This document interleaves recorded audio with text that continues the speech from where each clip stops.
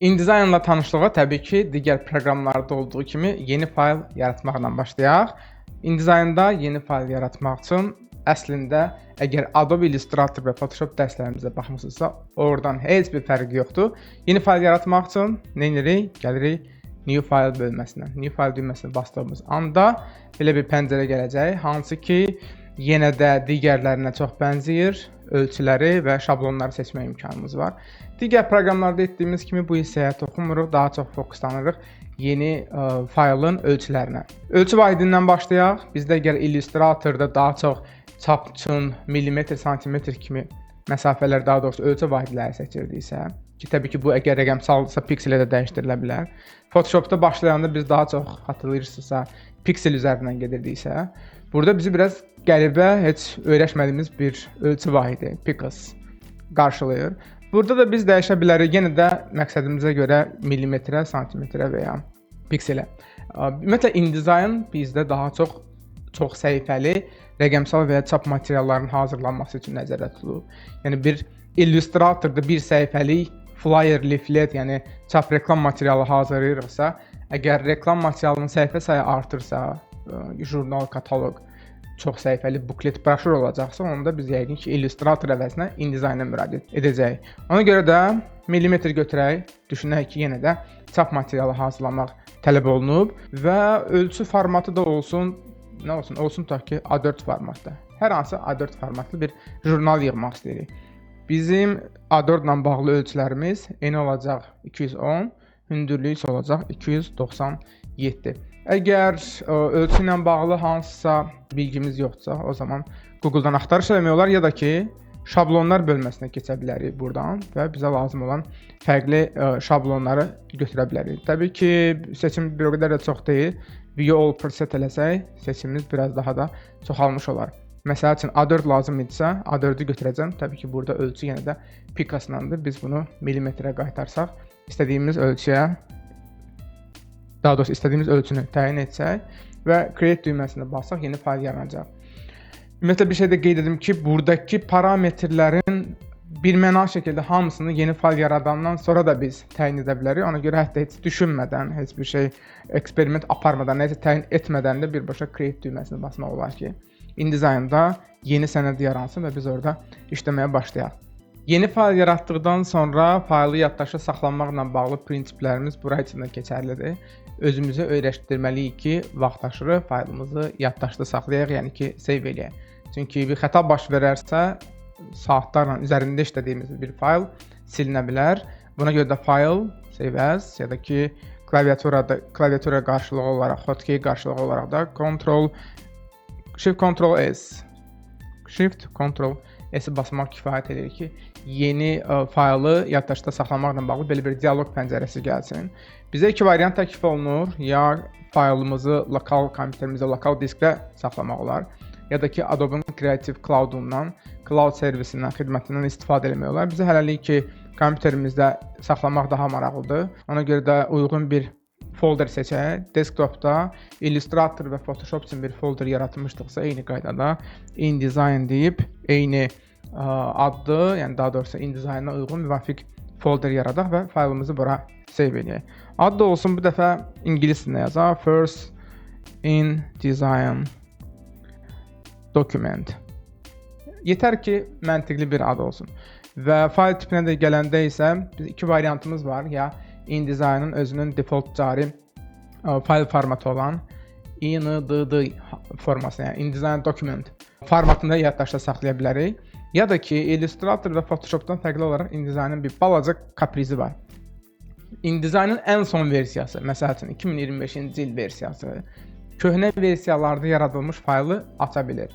Yəni sizə bir nəfər tutaq ki, bir həmkarınız dizayn faylı göndərib, hansı ki, həmin fayl InDesign faylı 2024-cü versiyada açılıb, hazırlanıb daha doğrusu. Siz 2025-ci il versiyasında köhnə faylları rahatlıqla açıb redaktə edə bilərsiniz. Amma bunun tərsinəsi keçərli deyil. Yəni yeni variantda, InDesign'ın yeni versiyasının, ən son versiyasında hazırlanmış faylı köhnə versiyalarda aça bilmirsiniz. Bu halda, bunun çıxış yolu yenə də var. Biz faylı IDML formatda yaddaşda saxlamalıyıq. Bu halda isə artıq istənilən InDesign versiyasında bizim faylımız açıla bilər, redaktə oluna bilər. İrəlidə görəcəksiniz, bunu təbii ki, avtomatlaşdırmaq mümkündür. Yəni bir tıkla obrazlı desək, biz faylımızı həm InDesign formatında, həm də ICML formatda yaddaşda saxlaya bilərik. Qayıdaq özümüzün cari formatımıza. Fayla da düzgün ad vermişik. Save etdik. Yuxarıda tabda bizim faylın adı görünür. Prinsip isə faylı yaratmaq və yaddaşda saxlamaq Adobe-nun müvafiq proqramlarından, daha doğrusu bizə lazım olan digər InDesign, daha doğrusu Illustrator və Photoshop-undan heç nə fərqlənmir. Faylı açmağa gəldikdə isə yenə də eyni qaydada cari fayllar burada siyahıda görünəcək. Onun üzərində tıklamaq kifayətdir. Ya da faylın yerini biliriksə, open edib, gedib lazım olan folderi tapıb oradakı faylın üzərində 2 dəfə tıklamaq lazım gələcək. Ya da bizə lazım olan direktoriyanı, bizə lazım olan papkanı tapıb, ora gedib və oradakı faylın üzərində 2 dəfə tıklamaq lazım gələcək ki, o fayl açılsın. InDesign'da bir dizayn materialı hazırladıq və müştəriyə bunu biz InDesign faylı kimi göndərə bilmərik. Məsələn, universal bir fayl tipi lazım gələcək. Digərlərində etdiyimiz kimi bu ya bir piksel faylı olsun, məsəl üçün PNG ya JPEG, ya da ki, bəlkə də PDF kimi də göndərə bilərik. Hər iki varianta baxaq, menyudan fayl, export bölməsinə daxil olaq. Elə siyahıda bizdə burada başda interaktiv və print olmaqla PDF formatı durur. Müvafiq yeri seçdik, save etdik. Parametrlərə müdaxilə eləməyəcək, çünki yəni kifayət də burada geniş bir mövzudur. Çoxlu parametrlər, pəncərələr var ki, tənzimləmələri fərqli nəticələri gətirib çıxarda bilər. İrəlidəki dərslərdə bunları müzakirə edərik. Hər şey olduğu kimi saxlayıb eksport etsəm, gedib baxsam həmin lazım olan yerdə InDesign folderində PDF formatında mənə bir fayl gözləyir, hansı ki bunu müştəriyə göndərə bilərəm, müştəri ilə paylaşa bilərəm. Amma bunu PDF deyil də, tutaq ki, şəkil kimi, piksel formatı kimi, JPEG və ya PNG formatında göndərmək istəyirəmsə, o zaman export, bu dəfə də buradan siyahıdan götürək elə olsun JPEG, faylın adına da müdaxilə eləmirəm və digər buradakı parametrlər gələndə isə bəlkə maraqlı olacaq bir parametr budur. Digərlərindən Illustrator və Photoshopdan bəlkə müəyyən qədər fərqlənir. Çünki biz orada Save for Web-ə öyrəşdiyimiz halda burada JPEG export pəncərəsi biraz fərqli görünür. Maraqlı olan 2-3 detal var, onların üzərindən keçək. Hansı səhifəni göndərmək istəyirik? Çünki bir Photoshopdan, məsəl üçün Illustratordan fərqli olaraq biz InDesign'da daha çox səhifəli dizayn materialı hazırlayırıq. Yəni hansı səhifəni biz JPEG-ə göndərək? Birinci səhifəmi, yoxsa bütün səhifələrmi, ya da hansısa interval mı təyin etmək lazım gələcək? Onları da irəlidə müzakirə edirik. Hələlik elə ol qalır, çünki bizim onsuz cəmi bir dənə səhifəmiz var. Yəni buradan biz JPEG-ə eksport edəcəyimiz səhifələrin intervalı və ya səhifələrin nömrələrini göstəririk. Bir də keyfiyyət. Yəni hansı keyfiyyətdə olsun, tutaq ki, ən maksimum və bir də resolution. Yəni burada təəssüf ki, piksel olaraq hansı piksel ölçülərində nisbətində olsun, onu təyin edə bilmirik, amma çox kiçik ölçülərdə olmasın deyə açılan siyahıdan tutaq ki, elə 300 ppi götürüb və eksport edək. Gedib baxsaq, görərik ki, həmin elə pəncərəmizdə 2480-in 3500 pikseli. Əslində ekran üçün paylaşmaq üçün kifayət qədər qəşəng keyfiyyətli bir ölçüdür.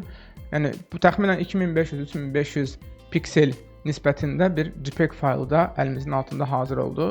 Yəni rahatlıqla artıq biz faylımızın orijinalını, PDF formatını və böyük ölçülü keyfiyyətli şəkildə, maksimum hətta keyfiyyətdə JPEG faylı müştəri ilə paylaşa bilərik. Burada PDF haqqında bir dənə şey də qeyd edək ki, yəni bu PDF sadəcə baxmaq üçün, dizaynımızı incələmək üçün olan bir PDF-dir. Təbii ki, yekun çapa göndəriləcək korrekt PDF tamam fərqli olacaq. Bu da irəlidəki dərslərimizdə müzakirə olunacaq mövzulardan biridir. InDesign'da yeni fayl yaratmağı öyrəndik. Bu faylı save edib open eləməyin yollarına baxdıq və eyni qaydada müştəriyə göndərmək üçün, həmkarlarımızla paylaşmaq üçün InDesign faylı deyil də bu faylı universal formatlar olan PDF-ə və JPEG-ə eksport etməyin yollarına nəzər saldıq. Eyni addımları atım, sadə, çox da çətin olmayan ilk dərsi bu şəkildə mənimsəmiş olacaqsınız. Biz isə növbəti InDesign dərsində görüşərik. Hələlik.